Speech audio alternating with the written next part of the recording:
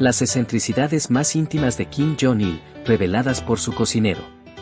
El japonés Kenji Fujimoto afirma que el difunto dictador tenía un ejército de esclavas sexuales y gastaba $700,000 al año en coñac.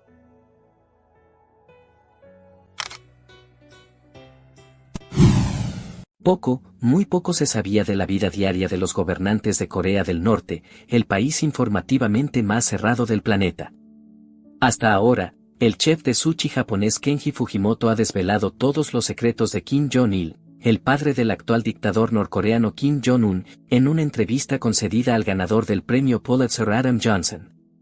Fujimoto, seudónimo, relató en una entrevista que permaneció durante 12 años junto al dirigente norcoreano, con el que llegó a trabar algo parecido a una amistad, pese a que intentó asesinarle en al menos una ocasión, al sospechar que le había traicionado. Gracias a su posición privilegiada, a la que accedió tras haber conocido a Kim Jong-il durante un primer viaje al país asiático en 1981 en el que el dictador, fallecido en 2011, se encaprichó de él, el cocinero fue testigo de los desmanes de la casta dirigente del país entre 1988 y 1999. Durante ese periodo al menos 2 millones de norcoreanos murieron de hambre. Kim Jong-il vio en él un excelente confidente, ya que no conocía ni el idioma ni las complejas tramas políticas del país asiático. Además, compartía en gran medida los extravagantes gustos del dictador.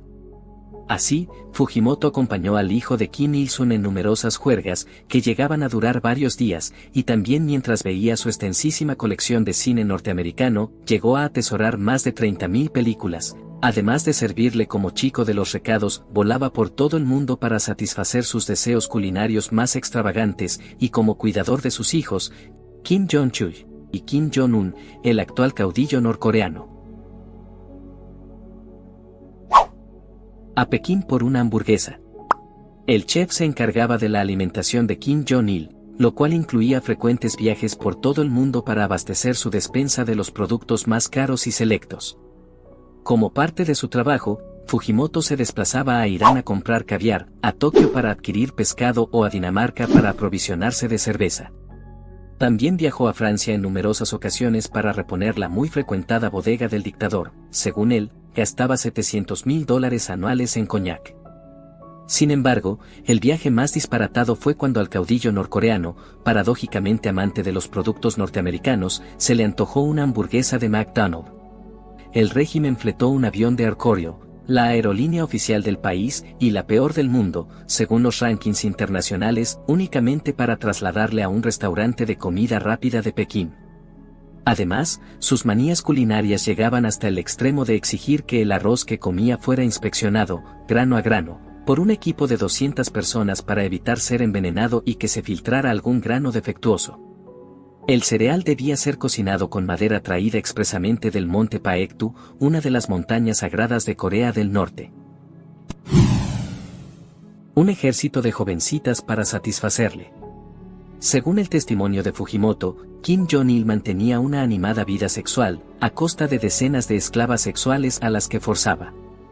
Durante el primer viaje del cocinero al norte de la península coreana, en 1981, los guardaespaldas del líder coreano se dedicaban a secuestrarlas en países como Tailandia o China. Sin embargo, esta práctica era arriesgada y desataba las iras de la diplomacia de los países afectados. Así que en 1988 el caudillo norcoreano creó un cuerpo especial de jovencitas de menores de 16 años a las que adiestraban para satisfacerle, las Kippunjo o Joy Division, división de la diversión. Las Kippunjo eran enviadas a Taiwán o Hong Kong para recibir cursos especiales sobre masajismo y nadie, salvo el propio Kim Jong-il, podía tocarlas. Además, el líder norcoreano celebraba continuas fiestas en las que el alcohol, procedente de la bien surtida bodega que tenía en un búnker de Pyongyang, donde guardaba más de 100.000 botellas, fluía a raudales mientras los invitados jugaban al baccarat, un juego de cartas similar al blackjack. En ellas los desmadres eran frecuentes, al dictador le gustaba practicar peligrosos juegos con armas de fuego, además de afeitar la cabeza de sus invitados cuando se emborrachaban. En la boda de Fujimoto con una famosa cantante norcoreana, a la que Kim Jong-il obligó a casarse con él, el líder norcoreano aprovechó la borrachera del cocinero para raparle los testículos, a modo de particular regalo nupcial. Pasión por el cine norteamericano. Kim Jong-il era un auténtico enamorado del cine estadounidense.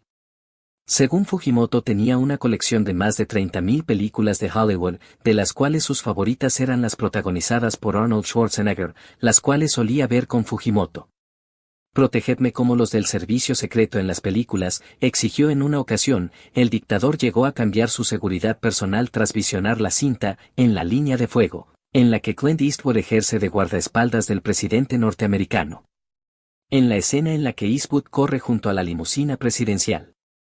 Kim Jong-il paró la película, se levantó y gritó a su guardia personal, así es como quiero que me protejáis, como lo hacen los agentes del servicio secreto de las películas.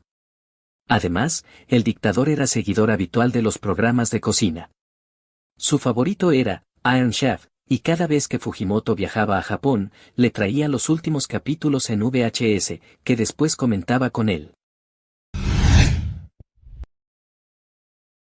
Nombre impronunciable.